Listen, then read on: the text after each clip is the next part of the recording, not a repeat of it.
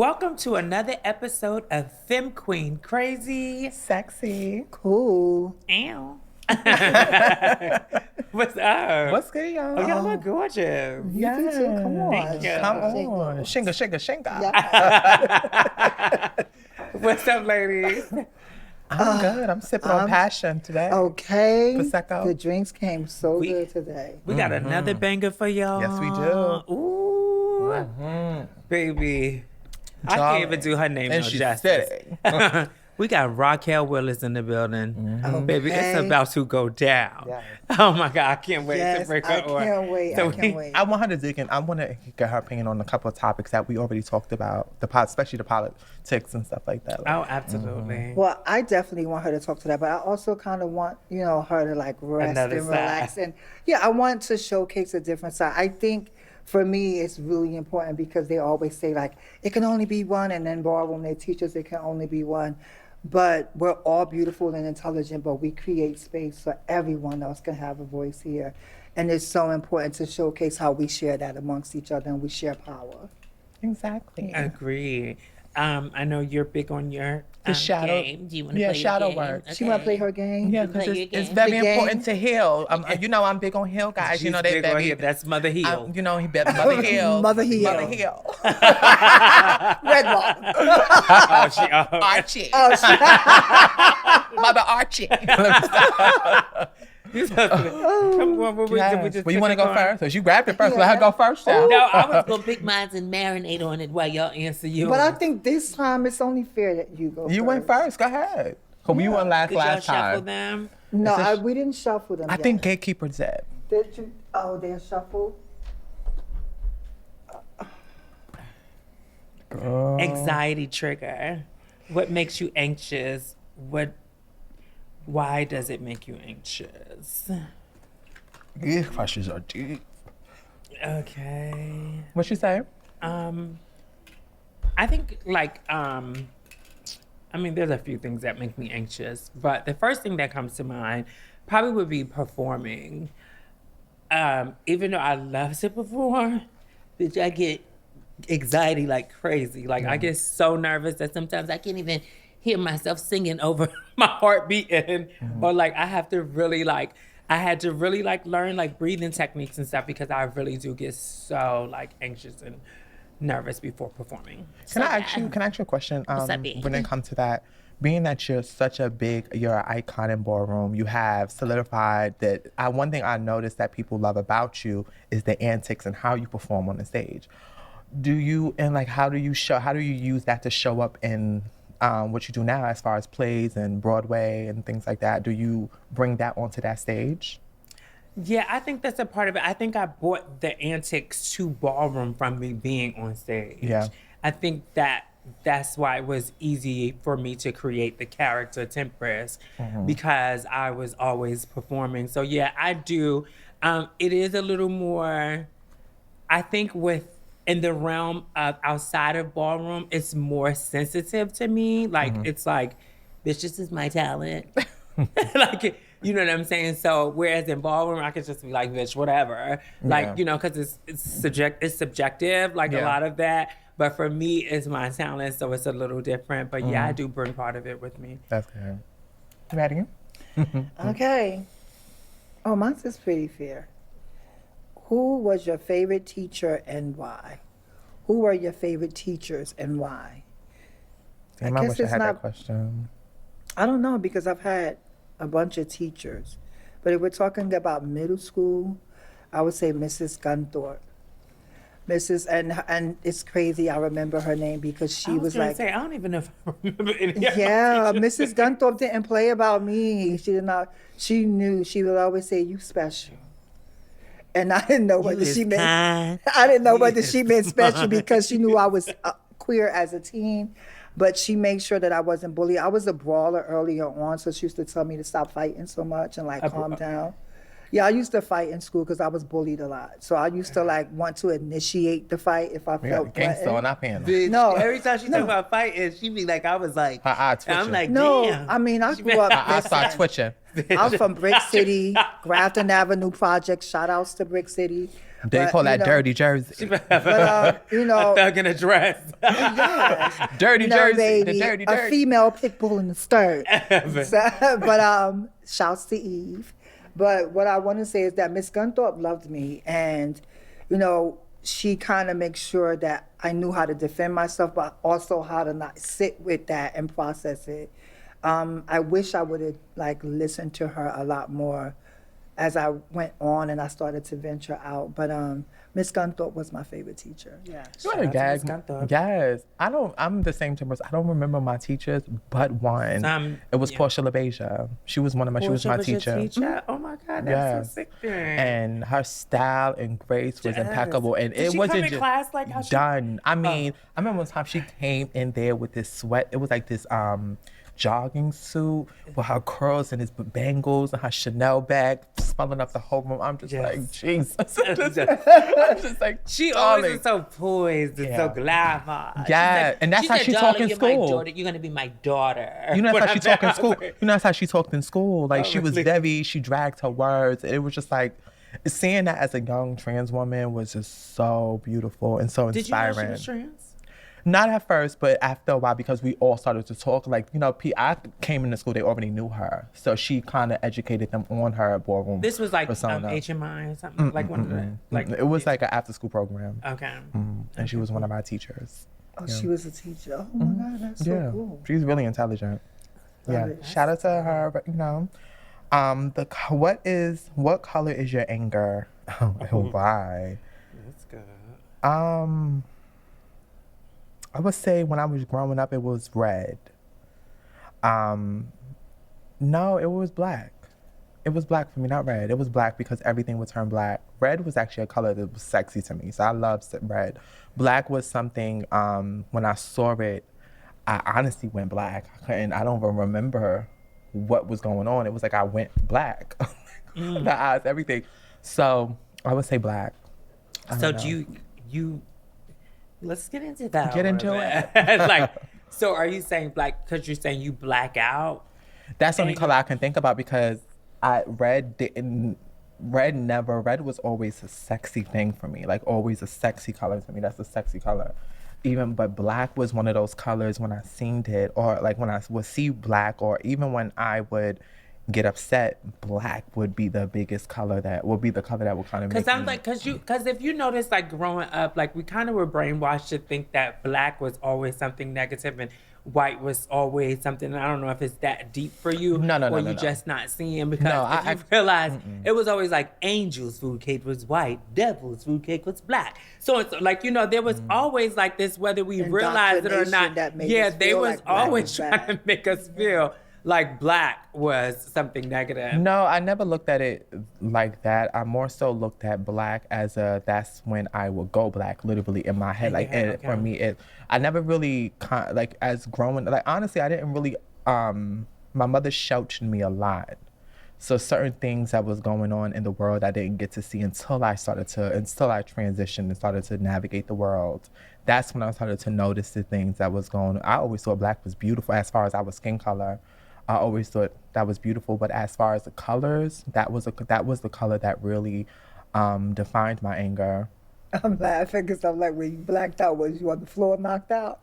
No, when I would black out, I would be somewhere else. I would turn into something. I'm just not your thing, Tab. No, it's not your forte, baby. Sweetie, I'm just thinking black out, like you black out in the midst of confrontation. Yeah. So that's why I run away from confrontation. I don't like drama. I put myself in a safe space because I know what happens when I don't know what happens when I black out. And I know how dangerous it can be for someone that blacks out, that you can't control that because you don't know what's going on in that moment. Yeah. And you say about me being aggressive, we better watch out for the blackout. No. I'm healed. I'm in my therapist. You go to therapy every Wednesday. I'm good over here. Speaking of that, you know, I had like this incident or whatever. I'm not going to really give life to it, but you know, my name was brought up, you know, oh my gosh. It was like in a negative way. And when you gotta have see the positive and negative, you know? Like you gotta see the positive things going on, and you're not in that, like that, people always try to you know what I'm saying, pick at you or try to get you to step down to that level. That ain't nothing but the devil. Okay, I rebuke you in the name. I know, but, Holy Spirit.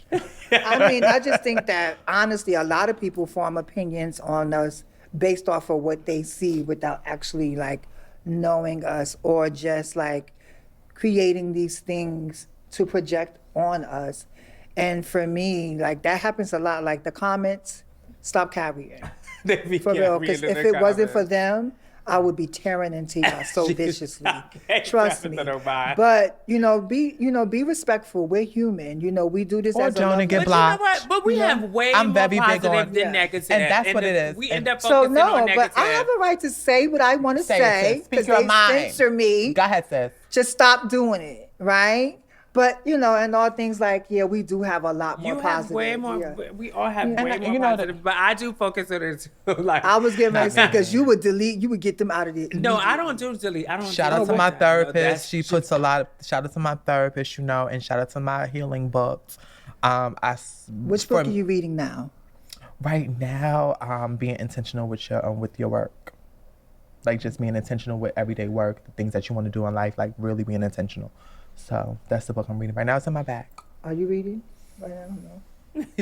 No, I'm not gonna tell y'all what I do. We need to read. You guys need to read 2 hours a day. No, I do. I do. I actually do, but I listen to audiobooks. I'm not really a reader because I fall asleep for some reason. Yeah. Like y'all know, I got ADHD. It's giving y'all. Okay. I'll be on that phone like but this. I do listen to audiobooks.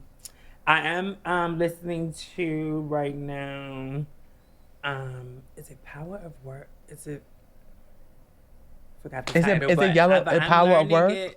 I have it in my phone. If you want me to pull it up, I have it because I spend time. Because I'm trying to create systems. So That's I beautiful. do make sure that, like now in the morning, I do I reward myself based off of, I don't even turn, I used to get up and turn the TV on. I love that. I don't turn the TV on no more. I don't turn the TV on until nighttime. It's like at least 6 o'clock now or something. I definitely have to get into I listen to my audiobook for like an hour. I do some vocal lessons. I do a few things that I have put into systems so that I can create these small systems. I gotta give you a round of applause for that. I'm so proud of you for that. Thank you. How does that feel? It feels good. Yeah. It feels good. I'm writing. Yeah. You know what I'm saying? I'm journaling. I'm writing down words. I gotta the book. So right now it's telling me to start journaling. I think that's one of the hardest parts for me because I love who I am, but I know, even my therapist was like, write down your past so you can read it to yourself. Mm-hmm. And that's kind of the hardest part for me. I'm trying to navigate how to actually see and write it and really engage in that conversation with myself. Mm-hmm. But they say journaling is like the beginning stages of some stuff. So, but I wanted to get into the comments, what you were saying. I wanted to reply to that. I'm very big on deleting and blocking. I feel like it's important for me to continue our safe space. Me personally, sometimes you have a bad day and you will look at the negative comments more than all the positive because you're having such a bad day, or because it's just like, just seeing what someone has to say. But I noticed for me what's best, and just continuing to make sure that the people that come here and the people that sit on here continuously make sure that we continue our safe space. So if you have something negative, if you want to chime into the conversations, do your big one. But when you take it personal and start attacking the people personally, I have to block you and remove you, because this is a safe space for everybody, and I'm very big on that. I don't care how. I want every girl that sits on this couch to feel comfortable. And we want to feel comfortable. Well, yeah. But I'm saying for everybody and for us, for everyone, because we have to come here and share space and love on each other and all the trust and believe. One thing about us, and I love that all three of us, we wasn't really best friends coming onto the show. We were growing. All of this is what you guys are seeing is growing, and it's so beautiful, growing together, and it's beautiful. I think it's so important to see that and to feel it, because it's real. And it's authentic. Amen. Amen. Let the church say. Amen. But I think that we definitely. Hold on. She done went to my note. I was going to take that. She was going to chair. Never mind. We're going to come back. We're going to come right back with our lovely guest. Woman of the Year. Woman of the Year. Stop scrolling.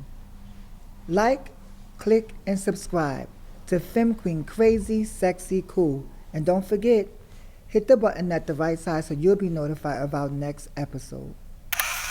And we are back with the writer, the editor, the activist, all the things, the award winner, the lady of the year, like Raquel Willis. How are you? I'm so good. I'm so glad we're having this conversation. Yes. I mean, I've wanted this moment for a minute ever since we talked about it a little bit ago. So I'm excited. Yes. We're excited. We're so happy to have you here. We're so Yes. like what? Thank you. Yeah, thank you for doing this. Yeah. Thank you for We doing don't this. get no exemptions here, so you have to go into the shadow. You ready? I'm ready. Okay. Ciao. Oh, just anyone. Yeah. Okay, I'll just do the one on top. Okay. Uh-huh. It says hidden self. What parts of yourself do you feel you have to hide from your family? Ooh, you got that right one. This is big because I wrote a memoir, and honestly, this is hard for me because I feel like I've bared so much recently. What do I hide from my family? If you want to pick another one, you can. Oh, How about community? what do I hide from community? Oh, that is a good one. I think from community, I feel like a lot of times I have to hide my fears and my anxieties because I don't want to give life to other people's fears and anxieties. And I think when they look up to people like us, it can give life to their fears and anxieties. But it's like a balance because you want to be real. You want to validate when people feel afraid. But I get afraid of making them feel more afraid. Yeah. Especially like in this moment, you know, we have all the like legislation, all of that, and it's real. But I often feel like it's more important for me in my role in community to build up people's power. And fear is not compatible with power to me. That was one of my questions. I got a question. That That went right to a question for you. That went right to a question. Okay, go And I'm going to just go straight into it. Do you sometimes feel like your cup is empty because of you're so worried about others' feelings? Lord, you're asking me this, and my therapist just last week was like, you give out so much, who pours into your cup? And I was like, oh, I don't ever feel like my cup is empty, Okay. but it does get low. And I do sometimes wish I did have more outlets to talk about those fears and those anxieties. I think when you get to a certain point in terms of visibility, like people put you on this pedestal and this platform, and even if you complain about something or you're over something, they'll be like, oh, but you'll be fine. You're always fine. Or what you've achieved outweighs the hard things. And, you know, it doesn't always feel that way. Yeah. And those are the moments when my cup feels low. It's like I don't have Disregard space. your feelings. Yeah. Big lead, like especially. Yeah, when they like check on your strong friends. Right. That's the Always. thing. That's really, I think really it's the thing. important to build community for yourself, for you to have that and find a way to start pouring back into your life, be intentional. I think it's important to, one thing my therapist is teaching me to be intentional with everything in my life, everything, every part of my life, pouring back into your cup, making sure like I have my sisters here where I can call Tabytha early in the morning and break down to her and she can pour that back into me like, girl, pick it up.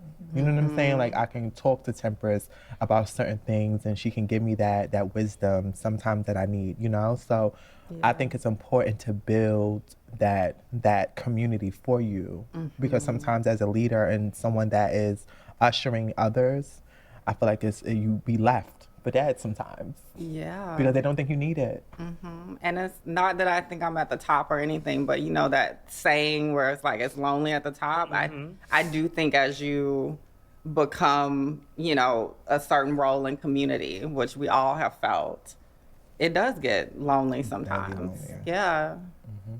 Especially like if you have an idea or a belief system that does not align with someone else's. And I think we talked about this before about, you know, people learning to not take so many things personal as we show up.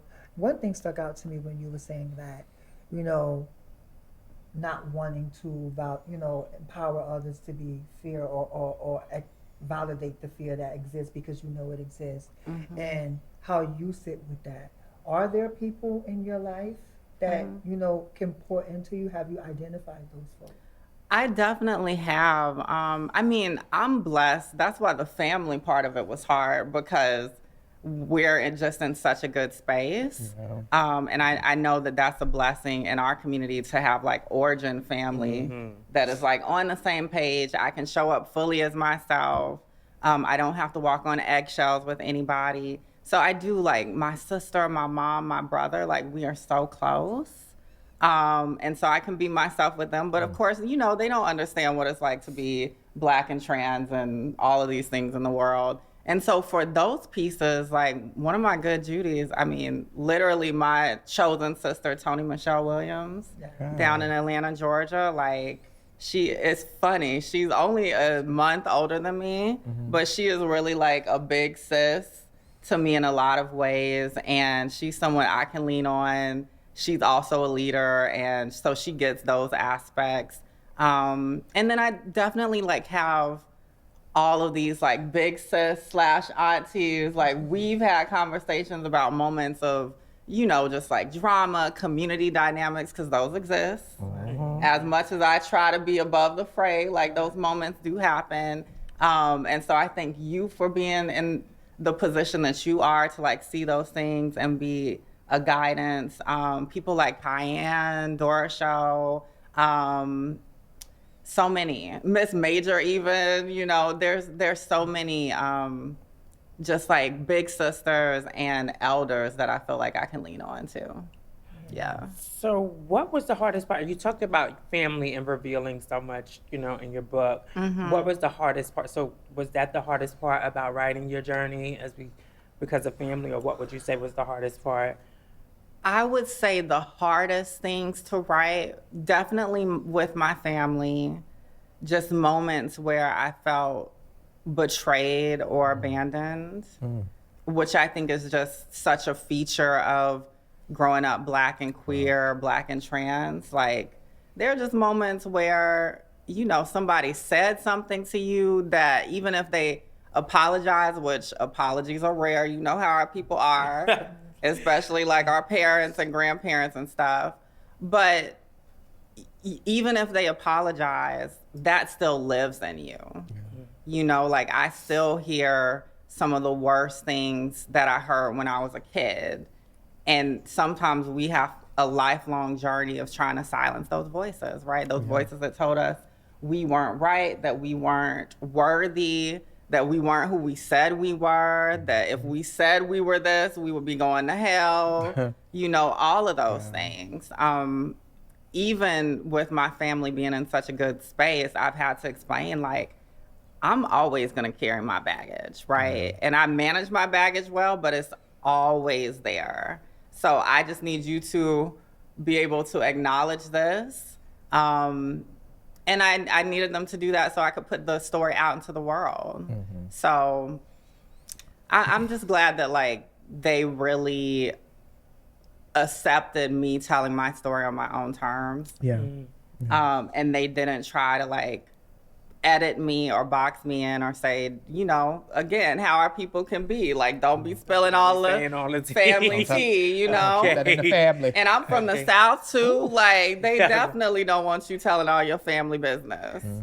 You were born in Augusta, Georgia. Okay. Yeah. Okay, cool. I wanted to ask you a question. I was before you came on, I was talking about something that my therapist was telling me as far as journaling, and being that you wrote a memoir about yourself. How did you start that journey? And how did you start that journey? How was you able to put everything on paper? Just start that. Writing was like my first refuge. When I was a teenager and I was ready to like be out. I was like, I'm just ready to like get this ball rolling.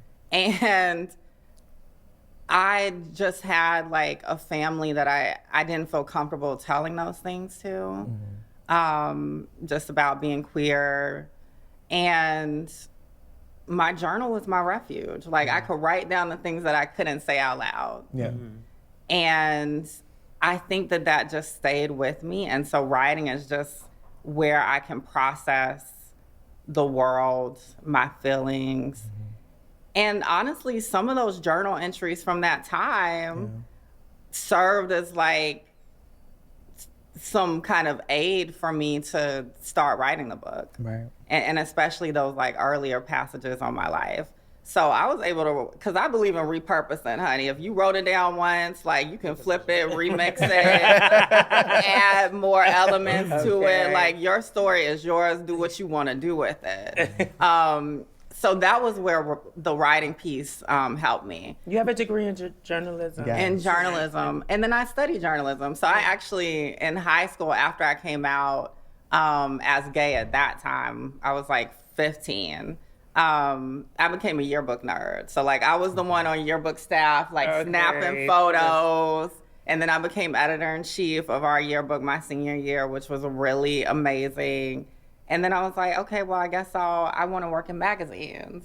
Because I used to like the Ugly Betty show. Yeah. And I used to love Vanessa Williams as Wilhelmina Slater. And I was like, you know what? I want to be something like that. Or something like Devil Wears Prada. Like, or you want to be. but I didn't want to be like, you know, mean and diva-ish, so to speak.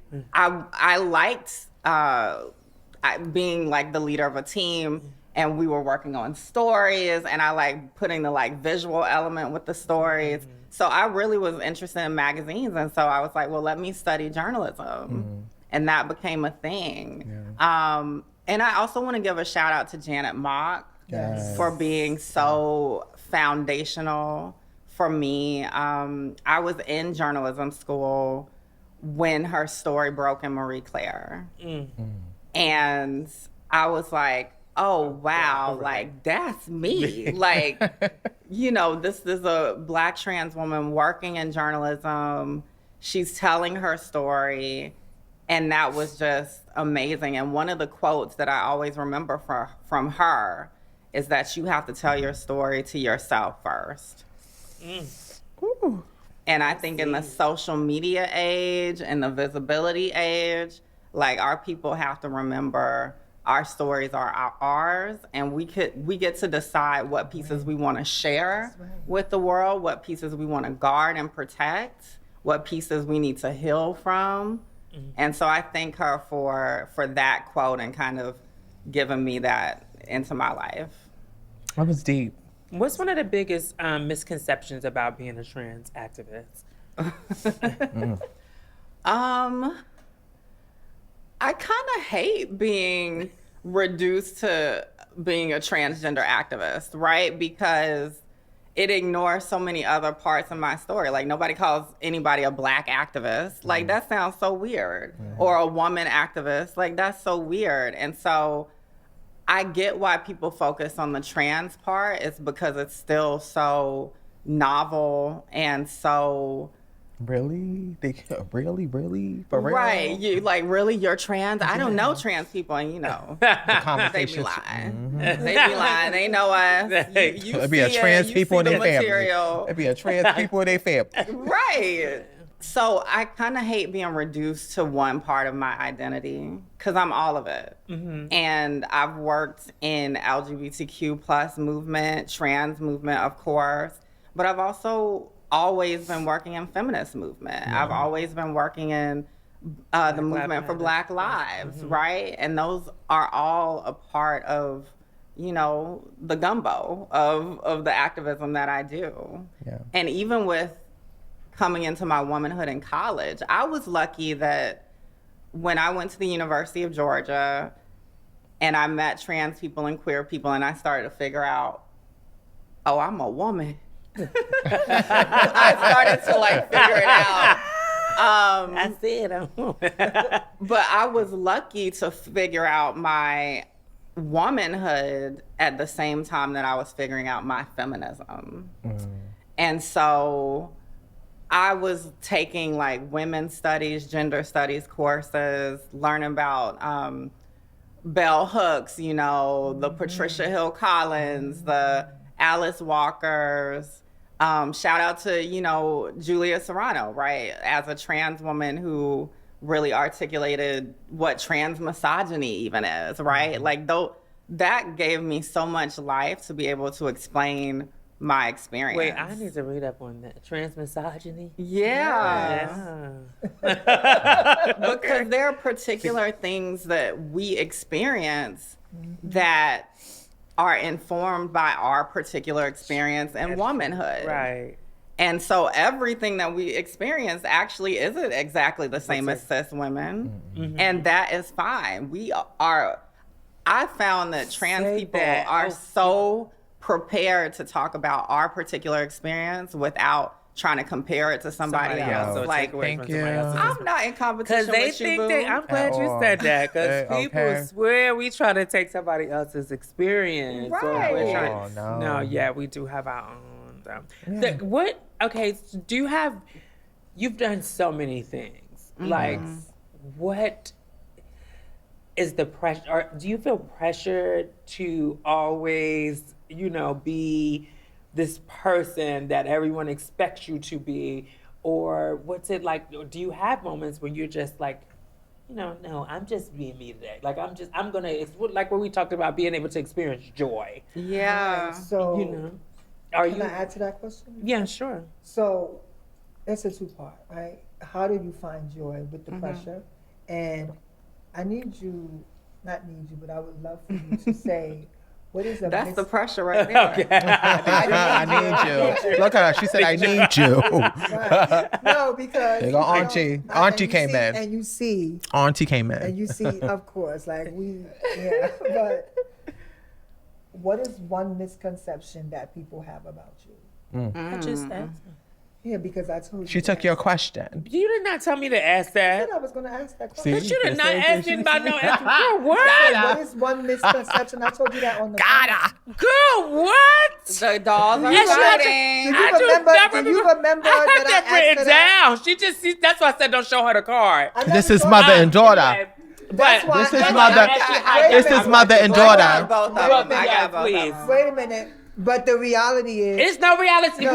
This is not about us. This is about her, and I want to hear the answer. Yeah. Cause you, girl, yeah, but I wanted to know, but I told you that was you one did of the not. Well, you questions. think. Well, first of all, That's if why you I did, asked you you. may have. I did. You I may know I have. did. I don't remember you. I Ladies, don't this is remember about you the telling me that guests. question. This That is was about the something that I guests. wanted to know. And if you did, Is it the coffee? there's a few things that you've taken. Like, This is your fault, Dollar Mo. Like, Dollar Mo, this is all your Yeah, fault. let's- If you let's would have do sent a me my collective package, sip. we wouldn't be having this problem. No, I mean, because I know you, but I would love for the audience to know. exactly. Well, she could have answered the a question. collective step. Take a sip, he A said. step. Are you questioning? We are pressuring you. Take more than a second. Throw that back. Okay. So I'll start with the joy question. Honestly, being with family, being in spaces like this where like y'all create a space where I can just be myself. Like even when we were like getting ready and just listening to y'all like singing and everybody is feeling themselves, like that's church to me. Like that gives life to me. And I have those moments with, again, like my good sis, Toni Michelle Williams, like those are the moments being with my mom and my sister and just, I can be myself. Like they get me. Like, I can be goofy, like just dancing around my sister's house with my nibblings. I have 5 nibblings. My brother has 2 children. My sister has 3. And I love those kids to death. You know, they all moody. We all trying to get Gen Z, Gen Alpha off their little tablets. Because they always be in, you know, like I remember growing up and they'd be like, you always on that computer. You always on them games. And now I'm like, you always on that tablet to them. But it's those moments that give me joy. And honestly, sometimes the work does. Like if I'm at a rally and I'm seeing a young trans person just feel themselves and like know their worth, that's joyful to me. I like good music. I like good food. If I can travel, I love I did my first solo location last year. I don't know if I'm gonna do another one. Okay. Oh, that's in this climate. It's a little bit. I'm like, I might need somebody to go with me, but I love all of that. Yeah. So those things give me joy. What's dating like?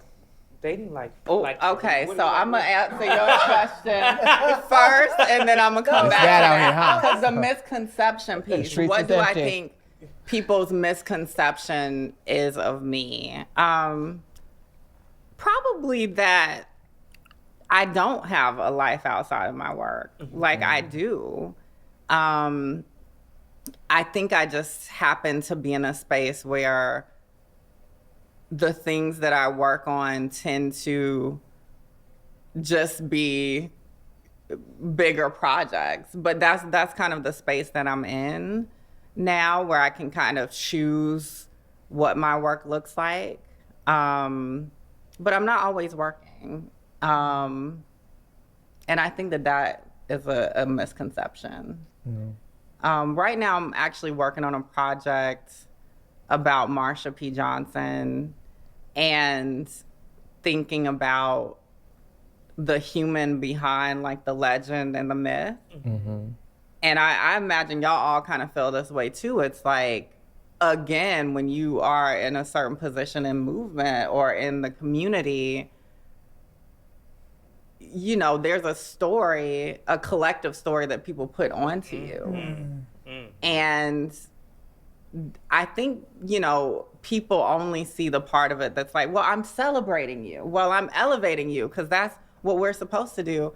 But it's a different kind of dehumanizing. And I think, especially as Black trans women, like we bring an energy. I mean, you see it in ballroom, like you see it, like the whole room is captivated, but it's not even that, right? Even if you just walk into the laundromat or whatever, like we just have an aura that draws people in, but we deserve to be the spectacle when we want to be. Not to feel like we always have to be the spectacle and we always have to hold court and we always have to hold other people's energy. Like, I don't want to do that all the time. I'm never doing that. Yeah. It goes back to what I was saying, like when people want you to be a particular way because it makes them comfortable. And if you come outside of the line, then you become like this villain. Sounds like jail. You become like this bad person in their story because somehow you didn't say hi to me or you walked by me and I tried to, you know, you didn't give me the same energy you gave her. Yeah. And somehow I'm like, you know, so the person is not supposed to have a human experience and be themselves for that 1 minute because you want them to be something for you. That's real. That's real. I mean, I definitely get stopped fairly regularly and people will be like, you know, you're such an inspiration, like that kind of stuff. And I don't know if it's the Southern in me or like, you know, my mom was like the mom that at the end of church talked to everybody and you like hungry, you ready to go home. But there is a thing where I understand that may be the only time that person meets me in person. And so I want to really like be present with them, listen to them, be grateful and gracious that they see the things that I have done and have gotten some kind of life from it. And so I think it's kind of like you've got to balance it, right? Because every day it's hard to turn. It's not as easy to turn that on every day. Right. But I want to be able to like show up as the best version of myself in those encounters and give them grace. But like you said, I also need that grace if I'm not having a good day, right? And I think within community with like the girls, I do think sometimes we expect a certain kind of treatment from another girl just because she's a doll or whatever. And I think sometimes we have to check our desire for validation. Because sometimes we expect a level of validation from someone that we don't actually know, right? We just think that we know them because we share an identity, but that's actually not enough. Like, I don't know if your values align, right? The way you do your work might not be the way that I want to do my work. That doesn't mean that we have to have beef. And it shouldn't be personal. But it shouldn't be personal if I'm not necessarily seeing you the way that you think you deserve to be seen. Yeah. This is Femme Queen, crazy, sexy, cool. Don't you forget to like, share, and subscribe. Also, press the bell so you can get your notifications, darling. So I wanted to get into being that you were grown up in the South. How was it growing up as a young trans woman in the South, as a Black trans woman navigating the world? How was it for you how was it comfortable? How did you make yourself feel comfortable in those spaces? And then you can tell us about dating. Oh, yeah, good question. I'm not gonna let you get off of that. I got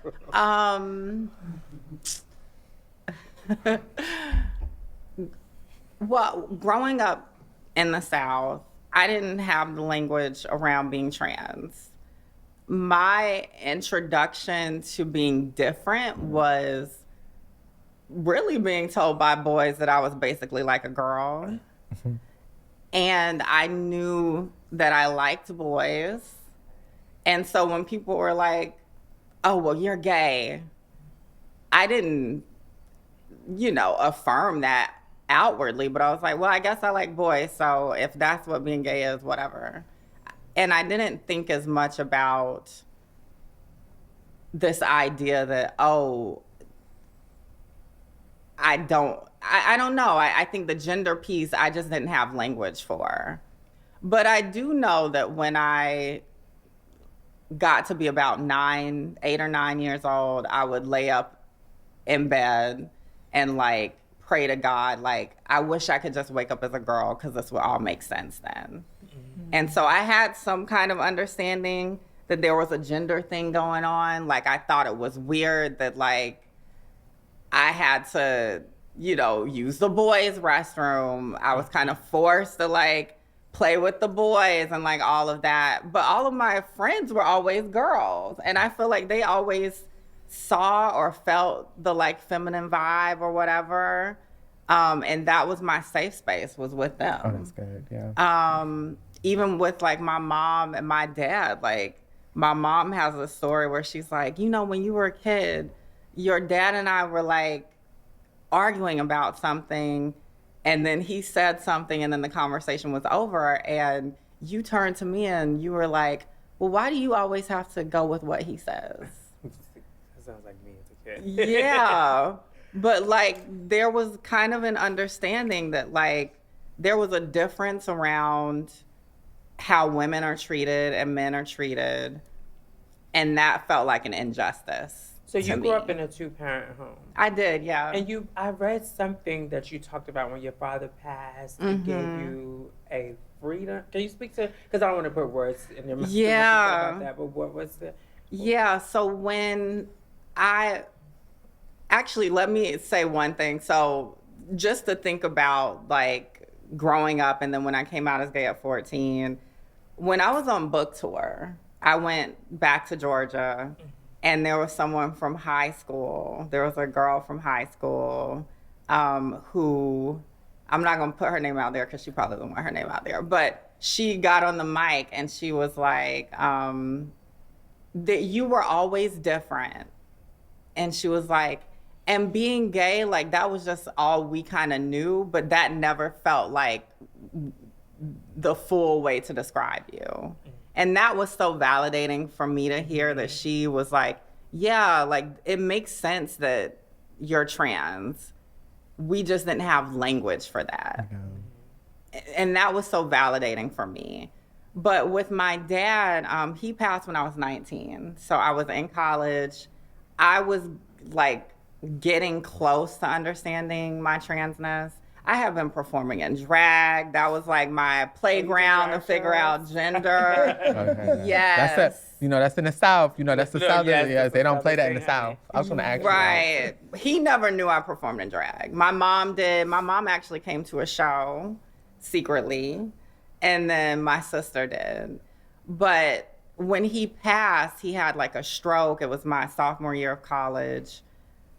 That was a weird experience because I love my dad, but my dad also was very traditional, very much like had these ideas around masculinity, and he always tried to kind of shape me into being masculine. So even when I came out as gay, he never fully accepted that. So I don't even know if he hadn't passed, if I would have come to understanding my transness as soon, because I would have been afraid of his judgment and being disowned. But when he passed, I kind of learned a lesson though, that life is so short, that I have been living my life in part trying to live up, not just to his expectations, but to society's expectations. And I was like, I don't want to die being somebody else. Like, I want to be myself. And that led me to embracing my transness. So it was like, and it's hard to say that. Because when someone close to you dies, especially a parent, the expectation is that it's just kind of this like black and white, like it was sad, it was horrible, but it was one of the worst things I experienced, but it also was a freeing thing too. And people can't say, it's so hard for people to say that, so I admire you for being able to say that, because so many people can identify with that, but it's so hard, like they feel, I know people who I'm like, girl, I know you, like, you feel, of course you're hurting, but this has to be kind of like a freedom for you. But let's talk about your dating life real quick. I have one more question too. We'll come back. We all go to one last question. Take it to the ball. We all go take one last question. I want to know what it's like for a woman of your stature, so beautiful, all these things that you accomplished, transness. It has to, I'm sure some people are intimidated. Besides that, we always talk about, I feel like it's slim pickings for trans women. So what is it like for you? Yeah, dating is hard. Like, just to credit everything you just said, like, I think we already know as Black women, dating is hard.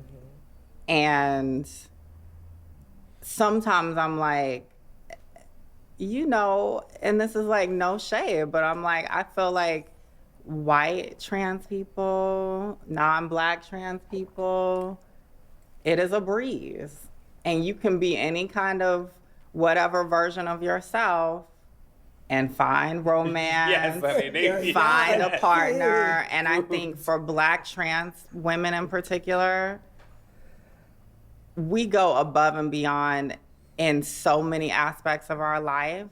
Like, we give you, the full aesthetic. We come in the room, dressed down, we achieve in our different lanes. And I don't think that we get the full cherishing that we deserve. So that part is hard. just being Black and being a woman. I think being a Black trans woman, there's no go-to kind of dating pool for us. Yeah.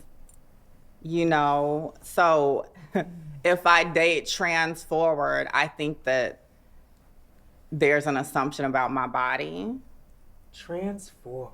You know, like I like the way you framed that. But it's true. Like if I'm dating and I'm trying to find someone largely attracted to trans women, there's an expectation that I have a certain body. Mm-hmm. I think we don't talk enough about the market for girls who haven't had bottom surgery and girls who have. Like, it's a different market. And I think for girls who have had bottom surgery, it can be harder in some ways, because when I'm dating, particularly like cis het men, you know, it can be all fine and good, but I'm still at an age where a lot of them want children. Mm-hmm. And so because I can't give birth to a child or produce a child, that is a problem. Mm-hmm. And so that's hard. So it's difficult. And those are like the deeper things. Mm-hmm. That's not even talking about how many men in particular who are allergic to commitment, whose achievement, whose achievement level or accomplishment level or career level doesn't match mine. Because they be getting at me when I be like, child, I'm not saying, like, you know, right. And yes, I think that we can talk about elitism or classism or whatever, but let's also talk about, if I were to date somebody who had a lower income or who wasn't as accomplished, they get intimidated by that. And so that becomes a thing. So, I mean, it is a mixed bag. It's hard.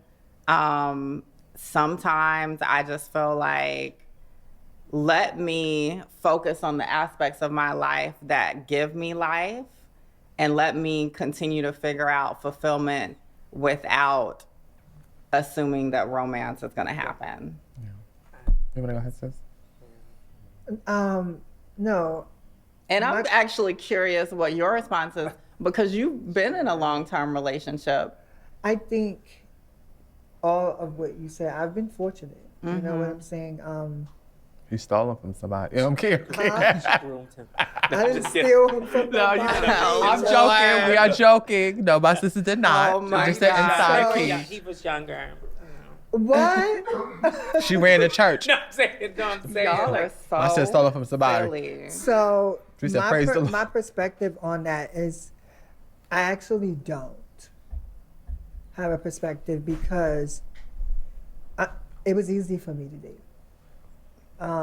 I was kind of aggressive in that area. Mm-hmm. If I liked you, I told you I liked you, and it was either you was going to like me or not. And that's the difference between my husband. He pursued me. Mm-hmm. So pursued me to the point where I eventually said yes, and I'm glad that I did. And that's another thing. Men don't be pursuing women like that, and it's not even a trans thing. They do. It's the way that the ones that are aggressive and pursue. Well, you don't want. I think so. You know, I'm very. I think that I do think it is hard for people, but I also think it's conditioned in our mind for us to feel like it's hard. I think we have to start being intentional with everything in life. Right. Like, change the tone in your voice. Like my man is out there. Your man is all about the guy that we desire to be with is out there. It's just not around the corner. Yeah. And it's because we're not mentally there yet for that person to knock at the door, because we don't want to date down. We want to date up. So I think it's a thing where we have to start changing our tones, our conversations, and saying, no, he's coming. I like being intentional with everything. Everything that you say. Your words have power, and your words will attract that. If you're in your mind saying every single time, if you're in your mind saying, it's hard out here, then it's going to be hard. If you're walking around saying that these guys, then these the type of guys that's going to knock at your door all the time, certain guys already should know that you can know. Exactly. You know what I'm saying? So like it's that.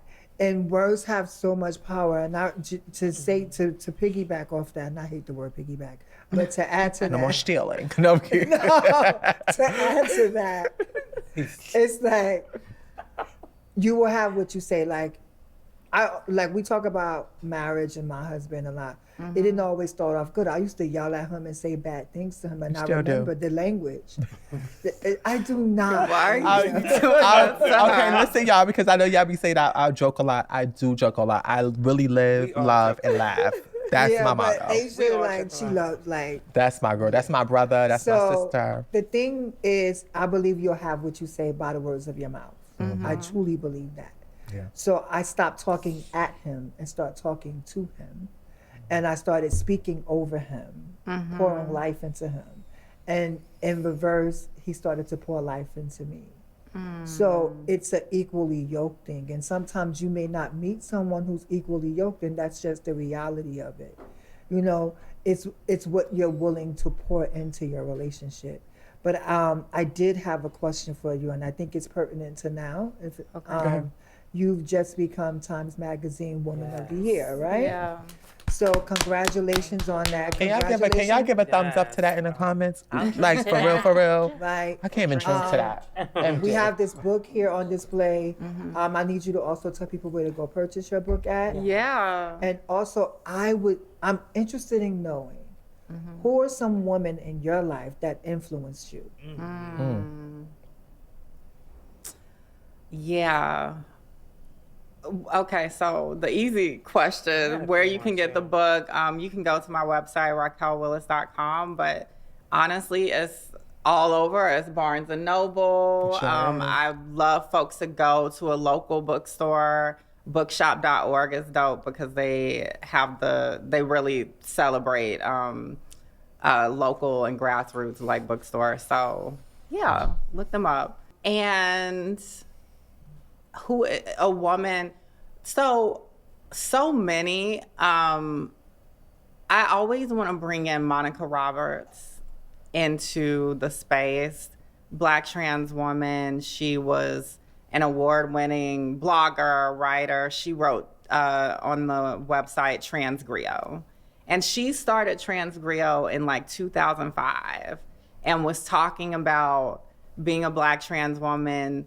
She was so articulate and intelligent around talking about politics.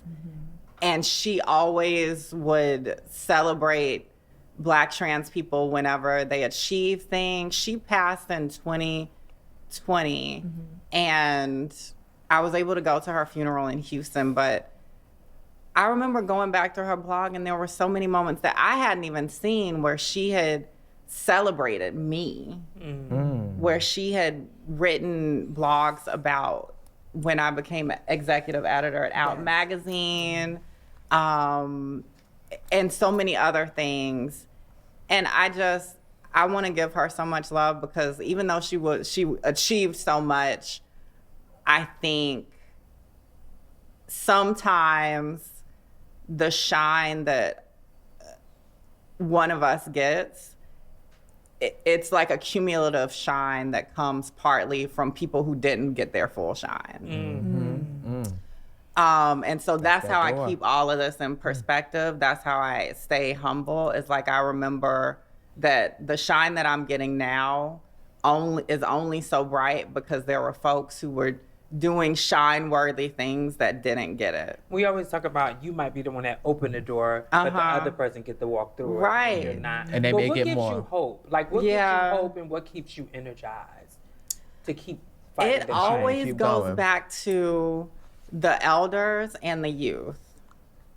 Like, what gives me hope is learning about our history, always learning about the Black trans people who paved the way with no way. Like, we think we haven't had a way on certain things. Like, they really didn't. Like, I hate when they say we are not our ancestors. Yeah. Baby, Yes, we are. So we're about to go into the gold bowl. No.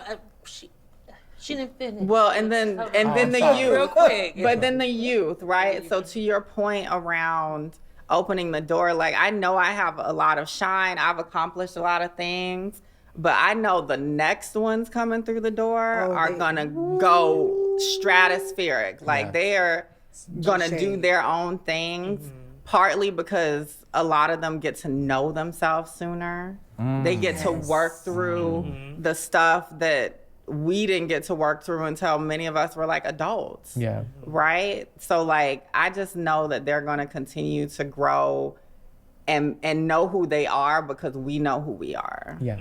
And that's important. So we're about to go into the Gold Bowl. To the Gold Bowl, I know. This will be the last question I'm gonna that take a we I want to but you that's got why that's why I was like, damn, I want to chat. I want We don't have enough time with you. No, because she keep coming. It's like I know we got to do a so part before we two. get to the Gold Bowl, I wanted to ask you what made you realize that the community needed you to fight for us? Oh, That was See? That was a good question. That was, Calm down. that was great. that was what I had to down here. Yeah, I don't know. No, it's not the same way. I Yeah. want to know that too. Like, what shaped your advocacy to go, Yeah. So when I was in college, I was saying that I came to understand my transness and I was ready to go, honey. I did my research. I was like, okay, boom, how do we get hormones? Like all of that. How do I change my documents over? I kind of joked that by my senior year of college, one of my majors was my transition. Cause I was like trying to get everything together because this was still a time before kind of the visibility era. Like I know I'm young, but I'm kind of on that cutoff between life before Laverne was on Orange is the New Black. Like I graduated May 2012. Laverne premiered on that show in like July 2012. So I knew I had to get as many affairs in order as I could by the time I graduated. And so when I graduated, I started a news reporter job, small town Georgia. I was not out as trans. And I had no plan to come out as trans because I was like, okay, I guess I got to be stealth because I don't know really like many trans women in this profession who can be out and then being Black and then being in the small town in the South. So I was stealth in that first job. Then I left that job because I was like, I got to get to a city. So I made it to Atlanta. Started working at a new job, kind of in like corporate media. And this was like 2014 at this point. December 2014, I learned of the story of a young trans girl named Leila Alcorn who died by suicide. And she had her suicide letter post on Tumblr. That was like one of the big sites at the time. And I remember reading her suicide letter. And basically she was like, I didn't see a future for myself as an adult trans person. And then she was like, fix society, please. And I took that personally. And then a few months after that, a young Black trans boy named Blake Brockington from the South died by suicide. And so it was like in between these two deaths that I was like, I work in media and I'm not out as who I am, and I'm not working on things that can help keep more of us here and more of us alive. And that inspired me to be more outspoken. With Leila, I like posted this YouTube video. I took it down, y'all can't find it. I posted this YouTube video. I like propped my books up, recorded on my laptop. And I was like sobbing, talking about how distraught I was and how much I really wanted to be a part of giving life to us, not being silent. Yeah. And so that was really how my activism started. And, you know, I got connected with local Atlanta activists and organizers, including Tony Michelle, who I shouted out a million times. And that was what really sparked my activism. Yeah. Thank you.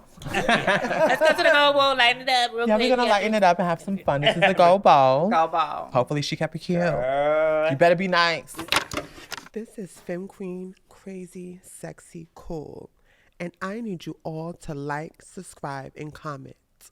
And don't forget to hit the bell button, because I'm going to be mad if you don't catch an episode. Mwah. The go-bo, the go-bo. This bitch digging in the go-bo. The go-bo, the go-bo. This bitch digging in the go-bo. You are now tuning into the Go-Bo, and you don't want to miss this. The shade starts now. We're back with the Go-Bo. The go-bo. Okay, so I gotta shake it up. Go-Bo, be nice on her. Clean. Okay, wait. All right. Oh my God. Oh, it's 2 already. Okay, so this will be my next one. Oh my God, why am I so scared? Oh, this is a great one. This is easy, the cool one. What advice would you give to a young Black trans woman hoping to get into activism? That's a good one. I think find community if you don't have it. And I think that's for anyone, like even if you're not trying to be an activist. I also don't think I think you let the activism part unfold organically. Like I didn't set out to be an activist. I just knew I wanted to be outspoken and I wanted to use my expertise in media in service to our community. Yeah. And so I feel like you got to figure out what your actual passion is. If you are an artist or a musician, figure out how to use that in service of your community, the people you love and care about. If you're a teacher or in the healthcare profession, there are ways that you can get creative to make sure that you're showing up for your people. So I think don't set out to be an activist. Like just figure out your lane and do the work and it will come. Yeah. And I also don't think people should take the title for themselves. I think the title has to come from the people you represent. You can tell the ones who it snatches you out. Right. Right. It's true. No, you literally stop stealing from the church. I think that's something that we've talked about a lot. Like people assume she gotta go, babe. Instead of just you're a leader when the people tell you you're a leader. Yeah. Because some of them. Go ahead. Yeah. Okay, I already had this one sitting. So, crazy. Crazy. Okay. Out of all your years as an activist, who is one person that you want to say fuck you to? Oh my God. Hold on. You want to take a shot? She probably gonna take a shot. I dare the dog. Who do I want to say fuck you to?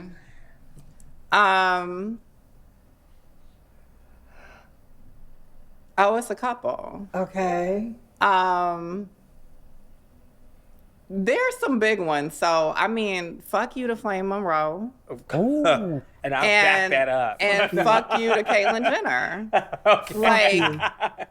Like, we ain't even got to get that close to home. Like, those people have had outsized impact on how our experiences are discussed. Right. Yes. And this is why I think we have to understand that just because somebody uses a label or an identity, that doesn't mean that they are rooted in community. So, Miss Flame, like your experience does not reflect most Black trans women. Let's be clear. Definitely not. That's what the Obviously. people wanna hear. Or all, right? Obviously. Like, you're not going to call me out of my name and get a free pass at that. And I hate that you give permission to cis-het Black people to disrespect us. Yes. So that's a problem for me. And then Caitlyn Jenner is like, you out here with the MAGAs, like, okay, so they calling you a man, girl. Yeah. She's okay with that. So right, you're okay with that. That's her story, and she's That's sticking her with it. story, and That's she's not sticking ours. with it. But Make it a personal. right, so them two. One last one. All right, the last one. Ooh, sexy. Get it, sexy. Okay, how do you express your sexy? Oh, how do I express my sexy? Fragrance is a big thing for me. Oh, okay. So definitely like the fragrance that I wear. If I get a compliment on my fragrance, thank you because you gave me a compliment on my fragrance. That makes me feel sexy. Yeah, it's really like fragrance for me. I'm the same. So I hate when I don't get compliments from my friends. Especially when a man be like, damn. I'm like, Right. Yes. I'm the same. Yeah, and then when they get in that little like pocket of your neck, and it's just Yes, get obsessed with it. Stay right Fall there. in love. Yeah. yes. This has been amazing. Before we close this up, is there anything that we didn't talk about that you would like to talk about, or anything you have upcoming, or anything like that? I mean, just stay tuned. Like, there's always so much coming. I'm working on the second season of Afterlives, my podcast. Your podcast, The first season we talked about Layleen Polanco, who also obviously has a ballroom connection. Right. So I was glad we could do that. And we actually were able to do, I think, the last interview with Cecilia Gentili before she passed. So rest in power, Cecilia. That's going to be amazing. I was so proud of that. So I'm excited for the second season. And I'm building an organization, Gender Liberation Movement. So Yes. I'm trying to get us to like branch out beyond the trans visibility frame, because I feel like it didn't do what it needed to do. And Can you it's repeat that? trans visibility. Didn't do what? It didn't do what it needed to do. Thank you. And I get why we fed into that so much. You know, like it was an option, it was an avenue when there weren't many. But I think now we're seeing the backlash, and part of that is because we need cis people to understand how gender keeps them small and keeps them restricted. That box. You Get out know, that like jail. I don't need you to understand the ins and outs of my existence and my experience. I need you to understand why I am not in that box that you're in, and why you need to get out of that box too. Because that box is where the violence happens, is where the discrimination happens, is where the girls get murdered. Comfortability. It's because, yes, the patriarchy is because these Comfortability. men feel so small in who they are. And the same thing with cis women. Like, you thinking I'm in competition with you is about your insecurity. It has nothing to do with me and my existence. Comfortability. So, Gender Liberation Movement, we're working on that. So check us out at genderlib.org. I definitely just want to give you your roses. I'm in awe of you. I'm sitting here talking to you, and just like how you articulate yourself, and just how you showed up today. And just you almost had me in tears. A couple of statements that you made. And just inspiring. I know a lot of people are just gonna just enjoy this episode with you. This is definitely one of my faves so far. Thank you for coming today. You have a very calming voice, like Thank you. Educated. storytelling. Like, you know, I can tell journalism was your your thing. But yeah, I love that, and you just come off so authentic and genuine. You know, sometimes you don't know why people do certain things, but I can tell that it's within you. Yeah. And thank you so much for sitting with us and Of course. you know, It's meant a diving lot. into your life and all that. Yes. We love you. I'm gonna be back for part 2. Yes, season we 10, definitely honey. need you back. We She need said you season back. 10. Okay. Spoken into existence. Yes. See, intentional. After we get our awards and all that stuff. And this has been another episode of Femme Queen Crazy Cool. with the Beautiful Woman of the Year. Woman of the Year, darling. Raquel Willis.